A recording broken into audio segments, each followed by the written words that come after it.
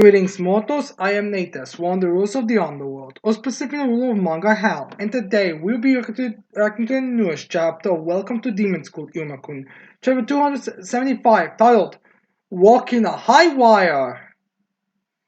I don't know if that's the correct, the correct uh, saying for this situations in this chapter, but I'm not exactly the best when it comes to this kind of thing, more of a pure luck and maybe not only the most famous ones, but expressions are expression, I suppose, and walking a high wire isn't the worst. Although it could just be a translation thing, it's also that possible. I do feel like there have been sayings in places that's been changed, and some of them may not make the most amount of sense. I think JoJo's Part 5, Gyaucho's fight, like when he's having rants, those are, I think, the best examples of sayings that were changed that didn't make the most amount of sense or weren't like the most fitting. And I think those was just the fact that, they were still using sayings, it's just they were not exactly, like, you could have used better ones. But that's besides the point. We'll talk about that if we ever make a La Squadra video or something. We'll say that front. So yeah. Anyways, we start this chapter off with Bella looking over Iruma as he's stroking his head as he says, "Shiny hair, smooth skin, no injuries, excellent over physical condition." Listen, alright, that's all for your checkup. This gave me some more fascinating insights on your growth as well. I'm glad you're in good shape, and you've grown taller too. As he picks up Yuma like a baby, Yuma's like, whoa! As Yuma's like, really? Probably like more than like 1 centimeter, 2 centimeters. I like can barely tell the difference, honestly, or it's barely even addressed. So yeah, I guess it's the checkup that's been stated that students are going to have, like mental and physical checkups. So yeah.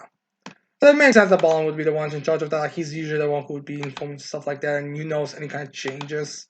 Plus, physically, he can tell liars, so again, it would be useful, similar to Monarchs. And then we have Ballin saying, "Also, you wait," and Yuma's like flinching. Since Yuma's like Latin who devours everything. Like I think there's literally a panel where they're like showing what he is, and he just shows up just like he devours. It's like, and since Yuma does cross dress into girls a lot of times, he probably has that kind of mental state at this point. And he was literally in a fucking idol competition. As then we have Bomb just respond with, "It's within the healthy range." As in, oh yeah, it's great. Everything's fine. Which is also kind of impossible. He's even fat. Like it's not even like one of those captains who like eats the balls everything and it just reverts back. I think he never actually does grow fat. There might actually be something weird with Yuma's body. In all honesty. So yeah. Anyways, then we have Bomb just asking him generally, "What have you been up to lately?" As there, Yuma saying, "Oh, I've been hanging out with Asku and Clara a lot for the first time in a while. We were discussing plans for the Batra party."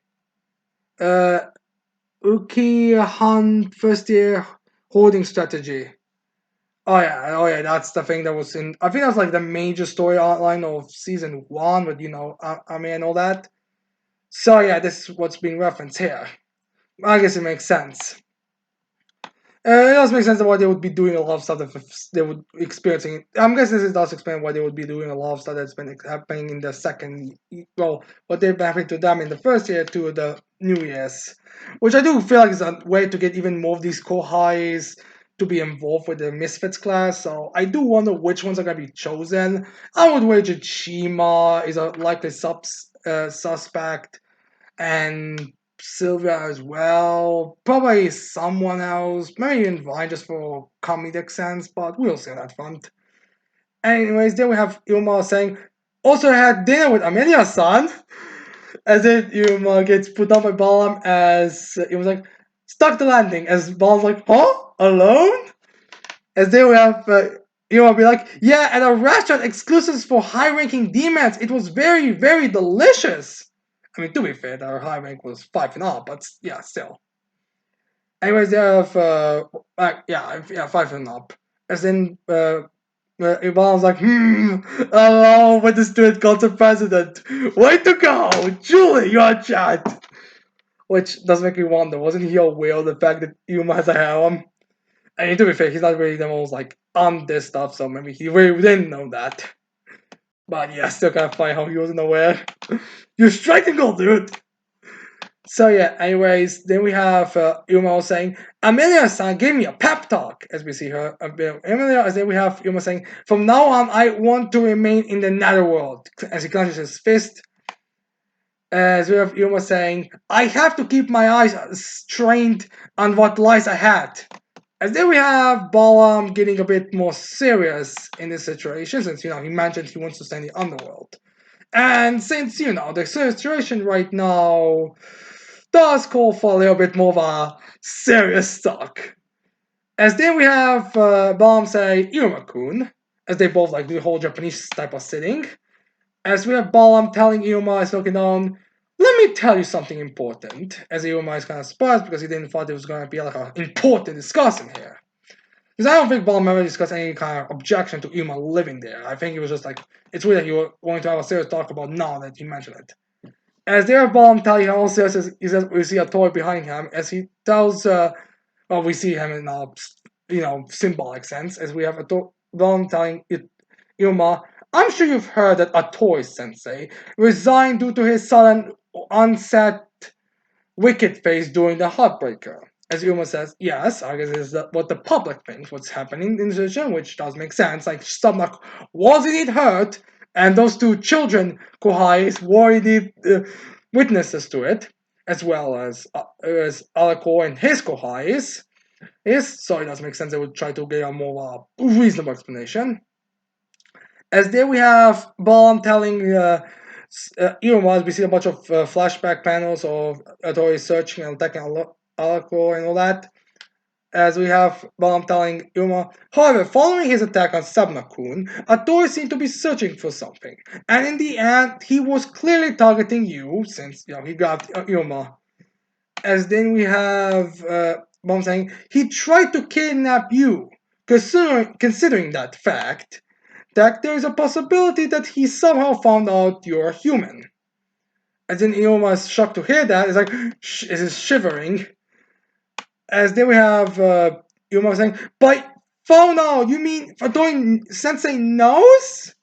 As then we have Aban be like, yes, that's why. And then we have Aban using his power magic. It's like, Grand Cocoon.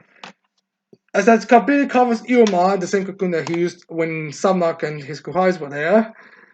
So to protect Ilma, just in case there's anyone that would want to jump in right now, as we have Ilma in his bubble, as we have Ilma like, huh?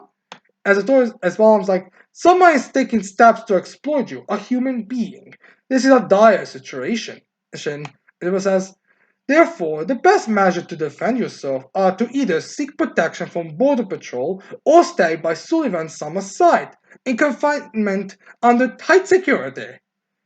Which I'll be totally honest, I feel like just staying by Sylvan's on the side would be probably safer and less suspicious than border patrol. Just saying, I mean, I don't want this not include I don't want to underestimate border patrol, but just saying that I'm assuming the strongest guy in the border patrol is your not even one of the big three of the demons, and that is it, or just the big great demons. Whatever, Sullivan and the other two are called the group of Colts, and I believe they are ranked above the other ones. Like, I don't think he would be that stronger. And Border Patrol again, I am not sure how powerful the Border Patrol would be. I'm assuming they are all about the powerful as the teachers, but still, I wouldn't really rank them that highly. So yeah, but anyways, I feel like Sullivan is safer on his own than Border Patrol, and I don't see if the confinement to the room in tight security would really be all that necessary. I mean, how? And I feel like Sullivan probably just staying that thing until as soon as he heard of it. Honestly, I don't know what would take that long for Sullivan to jump out. But yeah, anyways, that's what the situation is going on here. As then we have Immobile respond to Ballmer, but if that if it comes to that down to that, I'll lose everyone as they will see a shot or just a generic shot of characters that he feels so close to. We see Asmodeus, Clara, but Thea, Batra, the Pink Glutton, Opera, Caligo, Soiwan, Amaya, Samnog, Jazz, Lead. He's referred the whole Hulu's everyone. Which, alright, to be fair, I feel like Caligo, Sullivan, and Opera would stay if they who's in locked up, stay by their side, locked up in the room. But I get what he's meant. Like, he will lose majority of them. Probably will have to be sent back to the human world. Honestly, under safest means. But yeah, I get an implication. So we have Balam telling Yuma, so Yuma-kun, as he raises his hand and grabs touches the cocoon. As Balam says, "What do you want to do?" In as then we have Balam thinking to himself, "In order to live with everyone." As there about Yuma responding with, "I want to stay in that world, so no matter what happens, I will get stronger, so I can protect myself." As Balaam is not to be happy about this response. Oh, so it's not like you don't want to do it, it's just that you do know what you have to do to get better. As Balaam is saying, okay, as he releases Yuma from the cocoon, and it's a pops, as Yuma falls down. As there are bombs saying, sorry about that, I wanted to test your convictions, or rather, I want to make sure you were aware of the gravity of the situation. Which is true. It makes sense that Elon would be at least aware of what's going on, since, it's very likely that he was the target, even if they don't have any confirmed proof of it. Anyways, then we have Balaam saying, we teachers put our students' desires first, but if things become truly dangerous, I'll consider putting you under protection, okay? Which, to be fair, is something that Balaam could probably want to do and probably is safer.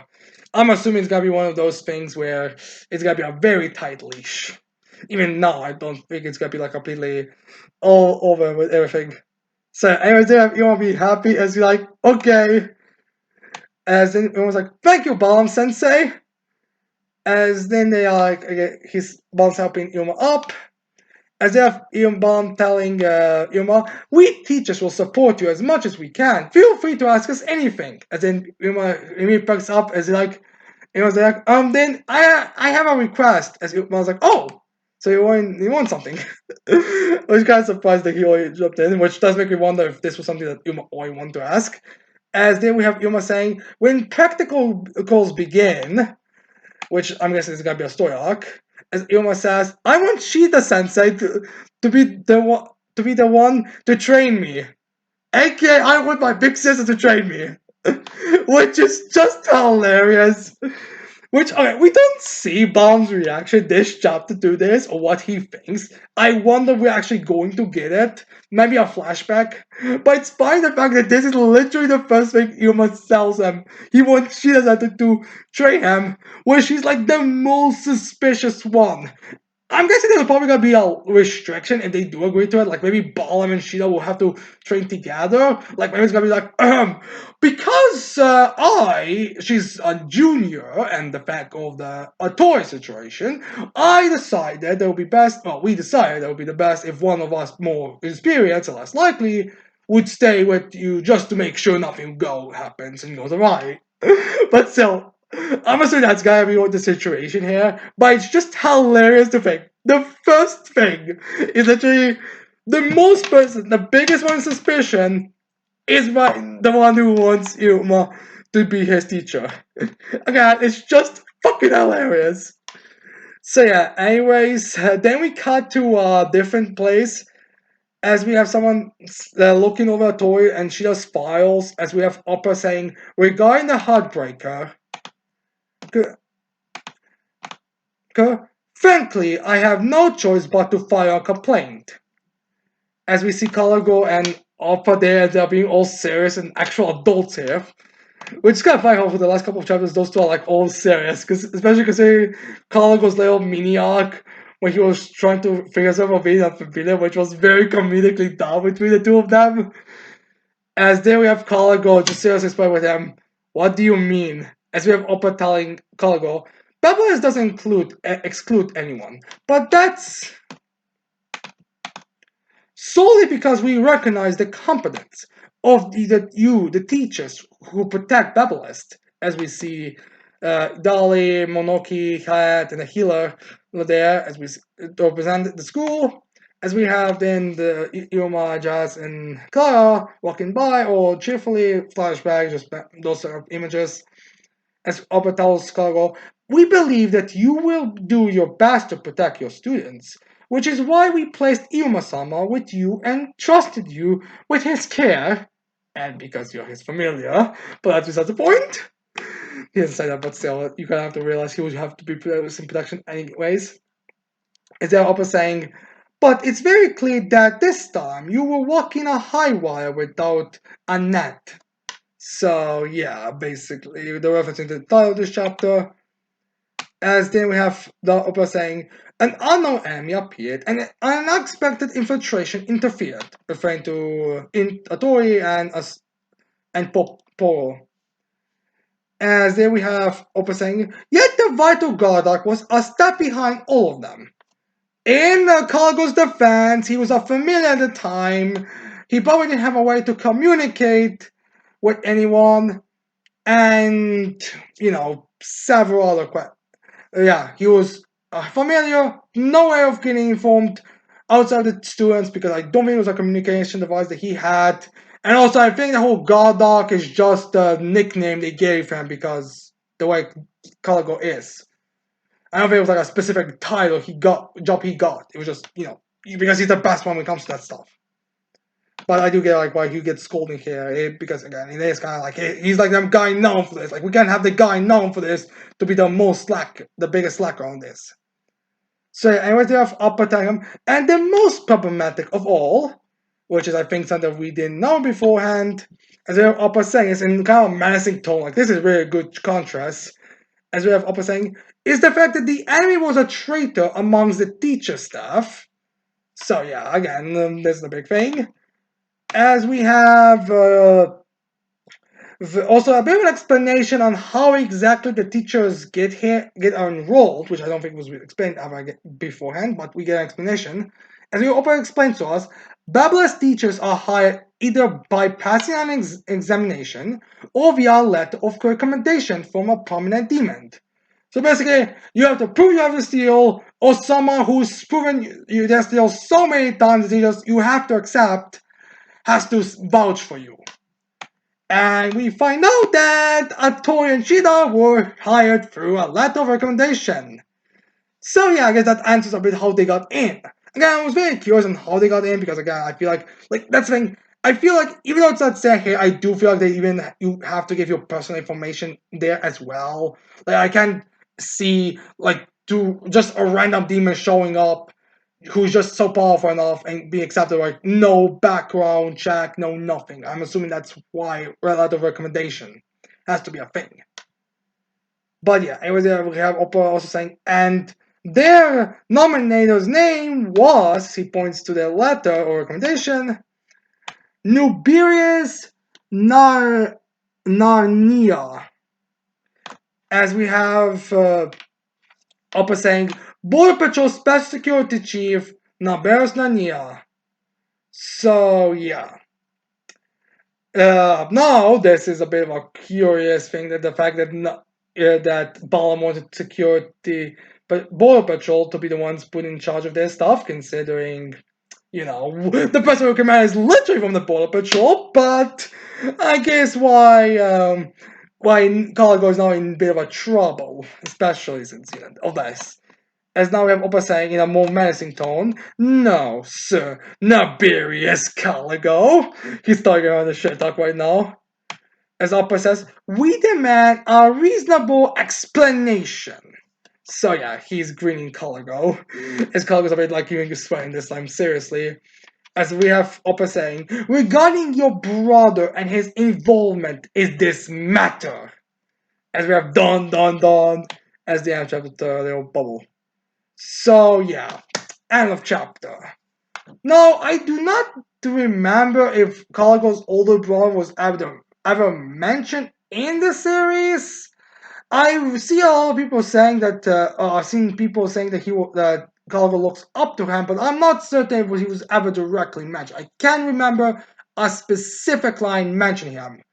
Although to be fair, Ilmas does do this stuff a lot of times where they mention a character, might even see a character, but we don't flesh out about like chapters later. Like how Sylvia and Chima are perfect examples of this. Clara's brothers are an example of this, and her father will probably also be an example of this. So, how the Clara's, well, Croselia's girlfriend, rival in that idol competition has been a thing where there has been the same thing there. So it's probably that he was magic. I'm blanking on when. So yeah, no Oppa wants to know exactly why. And since like I don't think there's like any kind of like, I don't think Oppa actually believes this. It's more like one of this. I'm giving you like a talking to just to make sure you're aware of the situation. Not to think. Do not think I'm gonna be any suspicious of you right now, because again you have to realize how this looks like.